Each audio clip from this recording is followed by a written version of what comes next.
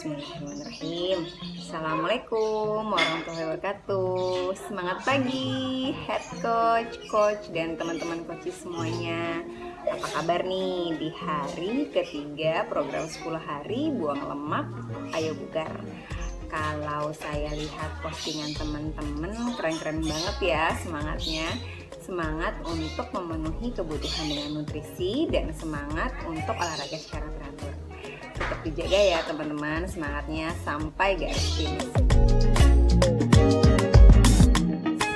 Insya Allah hari ini saya akan memberikan materi edukasi tentang sarapan sehat. Nah, sebelum saya menjelaskan lebih lanjut tentang sarapan sehat, teman-teman tahu nggak sih arti dari sarapan itu apa? Kalau bahasa Inggrisnya kan sarapan itu breakfast ya teman-teman. Break itu artinya buka, fast itu artinya puasa. Jadi sarapan itu adalah buka puasa. Nah, kenapa sih disebutnya buka puasa? Karena memang arti dari sarapan itu adalah makan pertama kali setelah kita berpuasa di malam hari. Oleh karena itu sarapan penting teman-teman, karena menentukan kualitas hidup kita dan kualitas aktivitas kita di hari itu. Ada 3 alasan nih teman-teman kenapa sarapan itu sangat penting dan tidak boleh dilewatkan. Yang pertama, dengan melewatkan sarapan berarti kita tidak memenuhi kebutuhan tubuh dengan energi untuk kita melakukan aktivitas seharian. Yang kedua, dengan kita tidak sarapan maka gula darah kita itu akan drop teman-teman, sehingga akan memicu rasa lapar yang lebih cepat dari seharusnya. Dan yang ketiga, dengan kita tidak sarapan maka kita akan memakan makanan yang tidak sehat untuk melawan rasa lapar itu. Belum kenal nutrisi, apa nih sarapan teman-teman? Mungkin ada teman-teman yang sarapannya itu nasi uduk, atau mungkin sarapannya itu ketoprak, atau kopi instan dengan muffin gitu ya, atau mungkin roti tawar dengan meses atau selai, atau mungkin ada teman-teman yang sarapan itu bubur ayam atau nasi goreng, atau bisa jadi teman-teman itu termasuk orang yang tidak sarapan sama sekali. Nah, sebelum kenal nutrisi, saya termasuk ke dalam grup orang-orang yang tidak sarapan teman-teman. Alasannya simpel, karena sedang diet. Tapi apakah yang saya sebutkan di atas itu termasuk sehat nih teman-teman? Ternyata belum tentu ya. Jadi ada 3 jenis sarapan di era modern ini teman-teman. Yang pertama itu adalah sarapan dengan berbahan dasar karbohidrat. Yang kedua tidak sarapan sama sekali. Dan yang ketiga sarapan sehat. Kita akan bahas satu persatu ya teman-teman. Yang pertama itu adalah sarapan dengan berbahan dasar karbohidrat. Nah, sebelum lebih detail, saya akan memperkenalkan teman-teman dengan karbohidrat dulu nih. Karbohidrat itu adalah makronutrisi teman-teman. Jadi, nutrisi itu dibagi menjadi 3. Yang pertama makronutrisi, yang kedua mikronutrisi, dan yang ketiga fitonutrien. Kalau makronutrisi itu berarti nutrisi yang dibutuhkan dalam jumlah banyak oleh tubuh. Ada 3 jenis makronutrisi. Yang pertama protein, karbohidrat, dan lemak. Nah, yang kedua mikronutrisi. Mikronutrisi itu adalah nutrisi yang dibutuhkan oleh tubuh dalam jumlah sedikit. Di antaranya itu ada vitamin, ada mineral, ada serat. Yang ketiga itu adalah fitonutrisi. Fitonutrisi itu kita dapatkan dari buah-buahan atau dari sayuran, misalnya beta karoten dari wortel, atau juga ada asam flavonoid itu dari buah-buahan yang berwarna merah seperti tomat gitu ya. Nah, karbohidrat itu ada 2 jenis, ada karbohidrat kompleks dan karbohidrat sederhana. Gampangnya nih teman-teman, kalau karbohidrat kompleks itu artinya ribet. Jadi saat karbohidrat itu masuk ke dalam tubuh, dia akan susah sekali dipecah-pecah oleh enzim pencernaan kita. Sedangkan kalau karbohidrat sederhana, ikatannya akan mudah dipecah teman-teman oleh enzim pencernaan kita. Nah, yang kita bahas kali ini itu adalah karbohidrat sederhana. Jadi saya akan menerangkan proses makanan ketika sudah masuk ke dalam sistem pencernaan secara simpel saja. Jadi gini teman-teman, kalau misalnya kita makan sarapannya itu karbohidrat sederhana, nah pada saat makanan-makanan tersebut masuk ke dalam tubuh, maka sistem pencernaan kita itu akan memecah makanan-makanan tersebut menjadi gula teman-teman. Nah, karena gula tersebut akan beredar di pembuluh darah, maka kita sebutnya sebagai gula darah. Seperti yang pernah saya jelaskan pada sesi pertama tentang kalori, urusan makanan itu bukan hanya urusan mata dan rasa, tetapi urusan sistem pencernaan, terutama pankreas. Jadi ketika makanan masuk ke dalam tubuh dan dipecah menjadi gula darah, maka pankreas akan memproduksi insulin teman-teman, supaya gula darah yang ada di peredaran darah itu dimasukkan ke dalam sel tubuh. Nah, gula darah itu harus dijaga dalam batas normal di pembuluh darah teman-teman. Karena apa? Karena jika gula darahnya normal, yaitu dalam rentang 80 sampai 100, maka kita bisa melakukan aktivitas seperti sekarang ini. Jadi kenapa saya bisa berbicara, kenapa saya bisa berpikir saat saya berbicara ini, kenapa saya bisa semangat memberikan materi edukasi kali ini, karena di dalam peredaran darah saya ini ada gula darah dalam keadaan normal teman-teman. Nah, tapi kalau gula darah tersebut lebih rendah atau kurang dari 80, maka tubuh itu akan lemas teman-teman, dan kita sulit untuk berkonsentrasi. Selain juga kita akan merasa lapar. Nah, kalau gula darah di atas level normal atau di atas 100, maka insulin akan menyimpan gula darah tersebut di dalam sel-sel tubuh sebagai cadangan energi dalam bentuk apa? Dalam bentuk lemak teman-teman. Sehingga kebayangkan kalau misalnya kita makan sarapannya itu dengan karbohidrat sederhana, dia itu gampang sekali dipecah menjadi gula darah, sehingga gula darah di dalam pembuluh darah kita itu melonjak naik secara tiba-tiba teman-teman. Dan secara otomatis tubuh yang sehat akan memproduksi insulin dalam jumlah yang massal, dalam jumlah yang banyak. Kemudian insulin juga akhirnya akan memasukkan gula darah tersebut ke dalam sel-sel. Karena semua gula darah yang ada di pembuluh darah itu masuk ke dalam sel-sel, maka pembuluh darah kita sudah tidak ada gula darah teman-teman, sehingga gula darahnya itu berada pada kondisi di bawah normal, dan itu akan merangsang otak untuk memicu rasa lapar teman-teman. Makanya kalau misalnya kita sarapan gula sederhana, jam 9 sampai jam 10 kita ngantuk, dan jam 10 sampai jam 11 kita sudah mulai lapar lagi teman-teman, karena tingginya cepat, turunnya juga cepat teman-teman. Akhirnya apa? Akhirnya kita akan mencari-cari cemilan nih teman-teman untuk mengatasi rasa lapar. Kita mencari gorengan, kita mencari keripik mungkin, atau kita mencari minum susu gitu ya, atau cemilan yang lain yang sebagian besar itu juga termasuk gula sederhana teman-teman. Padahal jam 12 kan kita akan makan siang nih teman-teman. Nah, antara jam 10 sampai jam 11 kita makan, jam 11 sampai jam 12 itu cuma ada selisih 1 jam teman-teman. Dan akhirnya di jam 12 kita makan lagi, makan siang gitu ya, dan gula darahnya kita kembali naik. Nah, siklus ini akan terus berulang teman-teman, dan itu berbahaya. Karena apa?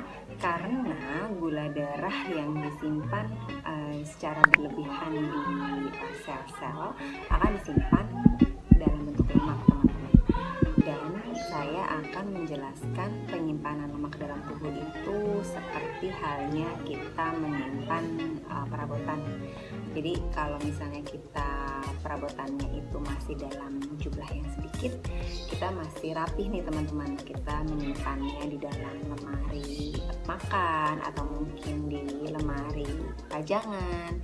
Jadi kita masih bisa merapihkannya berdasarkan ukuran atau mungkin berdasarkan warna atau mungkin berdasarkan merek. Jadi kalau misalnya piring gitu ya, yang diameter paling besar itu disimpan di bawah, paling bawah. Kemudian piring yang diameternya sedang di atasnya, kemudian piring yang diameternya paling kecil di atasnya lagi gitu ya, masih rapi gitu susunannya. Tapi kalau misalnya perabotan kita bertambah, kapasitas lemari makan dan lemari pajangan kita kan terbatas nih teman-teman. Akhirnya apa? Akhirnya kita simpan perabotannya itu di luar lemari teman-teman. Begitu juga dengan penyimpanan lemak di dalam tubuh teman-teman. Kalau lemak yang ada di dalam tubuh itu masih dalam jumlah yang normal, maka tubuh akan menyimpannya di rongga-rongga kosong gitu. Kalau laki-laki itu biasanya dalam usus, hati atau jantung. Kalau misalnya untuk perempuan itu biasanya di lengan atau paha gitu ya. Kalau misalnya lemaknya semakin banyak, maka akan berbahaya karena lemak tersebut bisa menutupi organ-organ vital teman-teman. Nah itulah kenapa tidak baik ya teman-teman kalau kita sarapan dengan gula sederhana. Penjelasan berikutnya adalah jenis sarapan modern yang kedua nih teman-teman, yaitu tidak sarapan sama sekali. Seperti yang tadi saya sebutkan bahwa pada pagi hari ini teman-teman, level gula darah kita dalam kondisi yang rendah karena kita sudah berpuasa sekitar 8-9 jam nih di malam hari. Nah, kalau misalnya kita tidak sarapan teman-teman, tapi kita ngemil jam 10 atau jam 11 atau mungkin langsung makan siang, itu sebenarnya bukan tidak sarapan teman-teman, tapi hanya menggeser waktu sarapannya. Bukan makan siang itu namanya teman-teman, tapi sarapan yang telat. Karena apa? Karena tadi definisi sarapan itu kan makan pertama kali setelah kita berpuasa di malam hari gitu. Nah itu berbahaya ya teman-teman. Karena apa? Karena kita itu jadi kurang energi, badan kita itu akan lemes, itu sulit berkonsentrasi.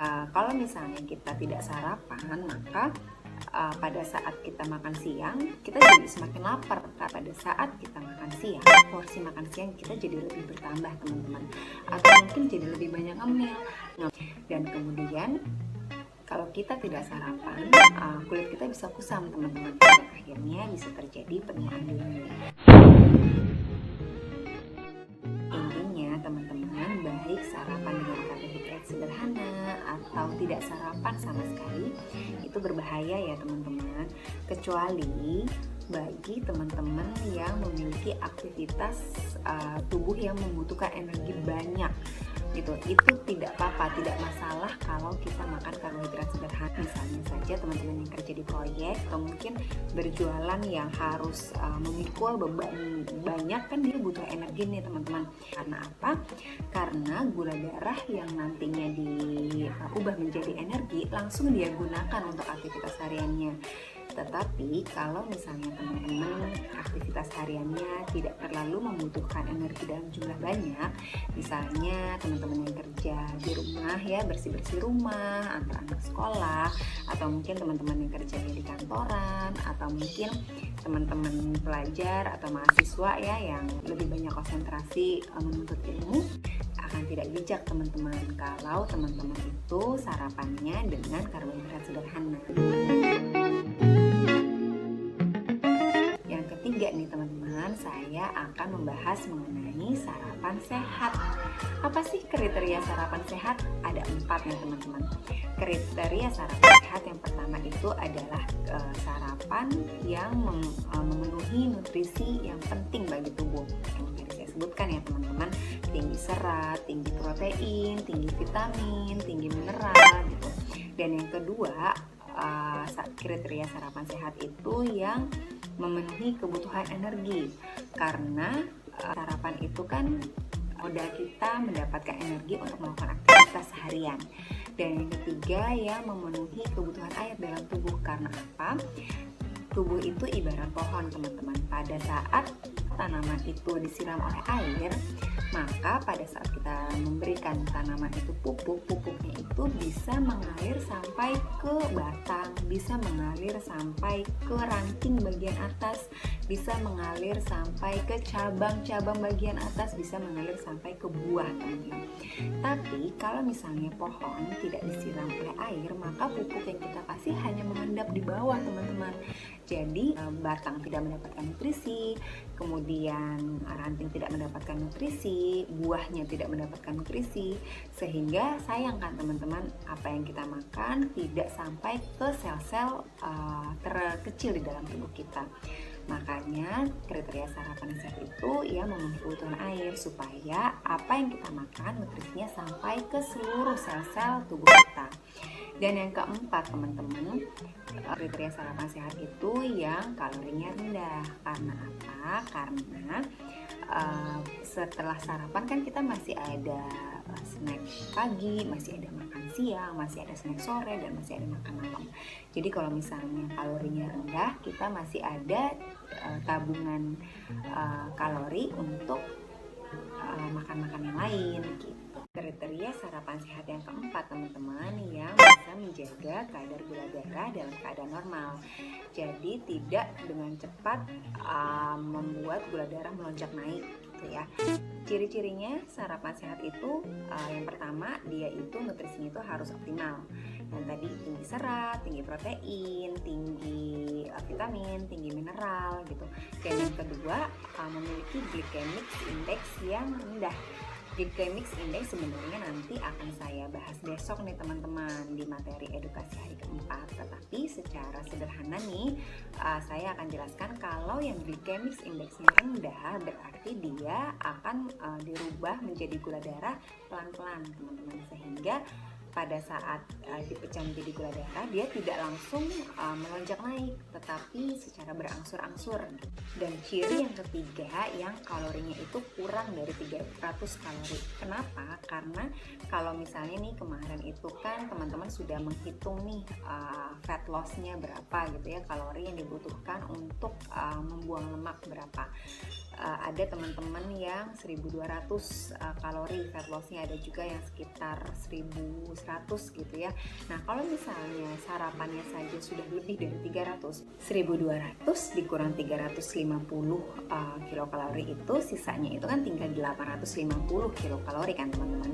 Dan 850 kilokalori itu teman-teman harus bagi pada snack pagi, pada makan siang, snack sore, dan makan malam gitu. Jadi kalau misalnya kalori sarapannya itu tinggi, nanti sisanya jadi lebih sedikit. Coba nih challenge ya, tantangan buat teman-teman semuanya. Coba teman-teman cari makanan yang memenuhi ketiga ciri sarapan sehat yang tadi saya sebutkan. Ada nggak ya kira-kira? Dulu nggak ada teman-teman, tapi sekarang telah hadir F1 Shake Herbalife, yang mana F1 Shake Herbalife ini memenuhi ciri-ciri sarapan sehat yang tadi saya sebutkan gitu. Jadi kalau misalnya teman-teman bisa memilih makanan yang lain, silahkan. Tapi kalau misalnya nggak ada dan sudah pasti tidak ada, maka saya rekomendasikan teman-teman sarapan sehatnya dengan F1 Shake Mix. Sekarang saya akan menjelaskan kepada teman-teman kenapa saya memilih sarapan sehat dengan F1 Shake Mix dan merekomendasikan sarapan sehat ini untuk teman-teman konsumsi juga. Yang pertama, karena F1 Shake Mix itu bagus untuk pengelolaan berat badan, teman-teman. Karena kan kita semua di sini kan dalam program Ayo Bugar ya, teman-teman, dengan bonus berat badan ideal. Nah, F1 Shake Mix ini tepat sekali untuk kebutuhan teman-teman karena proteinnya tinggi. Kalau kita konsumsi protein tinggi, maka kenyangnya jadi lebih lama, teman-teman, dan menunda rasa lapar. Sudah pasti kebiasaan ngemil jadi berkurang. kebutuhan protein tiap orang beda-beda teman-teman. Kalau untuk wanita kebutuhan proteinnya itu 56 sampai 59 gram. Nah, kalau laki-laki biasanya lebih tinggi, 62 sampai 65 gram, dan ini juga bergantung pada usia dan aktivitas hariannya. Kalau misalnya kita konsumsi sarapan dengan F1 Shake Mix nih teman-teman, di situ sudah mengandung 9 gram protein dalam 1 gelas shake. Kalau kita menambah campuran shake kita dengan PPP, maka akan ada tambahan lagi 5 gram. 9 gram tambah 5 gram itu kan 14 gram ya teman-teman. Sedangkan kan kita mungkin konsumsi shake bisa sarapan, saat snack pagi, saat snack sore, atau saat malam hari. Berarti kan 4 kali nih kita konsumsi shake. Nah, 14 gram dikali 4 itu sudah 56 gram teman-teman. Berarti kebutuhan kalori kita sudah tercukupi. Gitu. Tapi kalau misalnya nih kemarin itu kan pada sesi hari pertama ya, meal plan atau pola makan yang saya simulasikan itu snack sore dan snack paginya ini dengan buah ya teman-teman. Nah, kebutuhan protein kita kalau misalnya teman-teman itu snacknya buah bisa kita penuhi berarti dari makan siang kita. Makan siang kemarin itu kan proteinnya dari ikan atau dari ayam ya teman-teman. Kalau untuk dada ayam itu dia proteinnya sekitar 23 gram. Dada ayam ukuran normal ya teman-teman. Kemudian kalau misalnya ikan, gantung jenis ikannya. Kalau ikan salmon itu proteinnya tinggi, 25 gram per 100 gram ya teman-teman. Kemudian kalau misalnya ikan teri itu 23 gram. Kalau misalnya ikan pindang itu sekitar 22,5 gram kandungan proteinnya gitu. Jadi kalau misalnya teman-teman sarapan dan makan malamnya dengan shake berarti dan campuran shake-nya itu dengan PPP berarti 14 gram dikali 2 itu kan 28 gram ya teman-teman. Kalau kebutuhan kebutuhan protein teman-teman itu kalau wanita 56 berarti 56 gram dikurang 28 kan sisanya 28 gram lagi. Nah teman-teman bisa mencukupi kebutuhan proteinnya itu dari makan siang, dari lauk protein hewaninya gitu. Jadi kalau misalnya teman-teman konsumsi F1 Shake Mix di pagi hari, di malam hari, kemudian makan siangnya juga dengan protein hewani, insya Allah kebutuhan proteinnya akan tercukupi teman-teman. Dan alasan yang kedua kenapa saya memilih F1 Shake Mix sebagai sarapan sehat saya karena glycemic indexnya rendah teman-teman. Tadi kan secara sederhana saya definisikan kalau glycemic indeksnya rendah berarti mengubah karbohidrat menjadi gula darahnya itu lambat ya teman-teman. Kemudian alasan berikutnya adalah karena F1 Shake Mix ini memenuhi kebutuhan energi. Apalagi kalau teman-teman menambahkan asupan airnya ya dengan campuran teh Stamina Herbalife yaitu NRG atau mungkin dengan herbal alu konsentrat atau yang biasa kita singkat dengan alu. Karena kafein dari kandungan NRG atau natural raw guarana dia itu ada nilai kafeinnya sebesar 5 mg teman-teman, dan itu masih di bawah batas maksimal penggunaan kafein. Jadi kita itu bisa memiliki energi yang cukup untuk melakukan aktivitas dan itu aman teman-teman. Bahkan kalau misalnya untuk olahragawan gitu ya, mengkonsumsi energi ini bisa menambah stamina dia dan itu legal dalam artian bukan seperti doping gitu ya. Dan kalau misalnya teman-teman juga menambahkan asupan kecukupan airnya dengan alu, jadi ibaratnya nih ya, alu itu seperti shampoo. Di usus kita itu ada rambut-rambut halus ya teman-teman yang kita sebut dengan fili-fili usus. Fili-fili usus itu tujuannya untuk menangkap nutrisi. Kalau kita makanannya dalam tanda kutip jorok, maka fili-fili usus itu akan tertutup lemak teman-teman, sehingga pada saat kita mengkonsumsi nutrisi secara lengkap, fili-fili usus itu tidak berfungsi secara optimal dalam menyerap nutrisi yang masuk ke dalam tubuh. Nah, aloe vera ini fungsinya mencuci fili-fili usus itu agar bersih dari lemak, sehingga fili-fili usus bisa bekerja secara optimal. Jadi nutrisi yang kita konsumsi itu terserap dengan baik. Karena sayang kan kalau kita sudah mengkonsumsi nutrisi tetapi hanya terbuang begitu saja. Nah, alasan keempat nih teman-teman, kenapa saya memilih sarapan sehat dengan F1 Shake Mix. Karena F1 Shake Mix itu mudah dibuat teman-teman. Jadi kalau misalnya teman-teman tidak memiliki waktu banyak ya untuk membuat sarapan, teman-teman tepat banget kalau memilih sarapan sehat dengan F1 Shake Mix, karena proses persiapan, kemudian pembuatannya serta penyajiannya itu bisa kurang dari 5 menit teman-teman. Selain bisa di blender gitu ya, dicampurkan dengan blender, teman-teman cukup dengan menggoyangkan shakernya saja sudah selesai gitu. Jadi kalau misalnya teman-teman bandingkan membuat F1 Shake Mix dengan nasi goreng, itu pasti lebih cepat sarapan sehat dengan F1 Shake Mix. Itu dia kriteria dan ciri-ciri sarapan sehat ya teman-teman.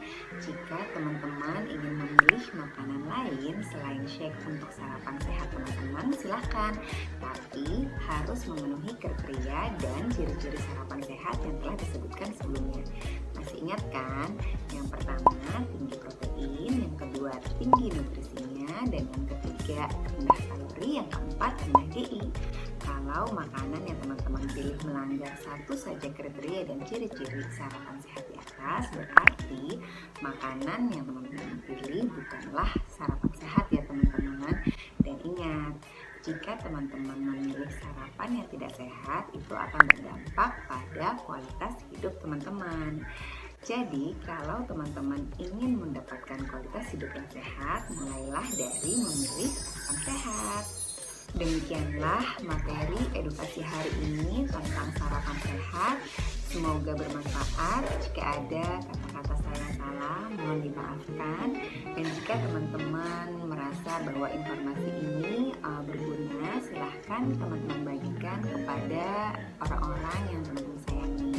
Keluarga besar, sahabat, teman-teman, tetangga, atau mungkin orang-orang yang ada di sekitar kita, supaya kita sehat berjamaah.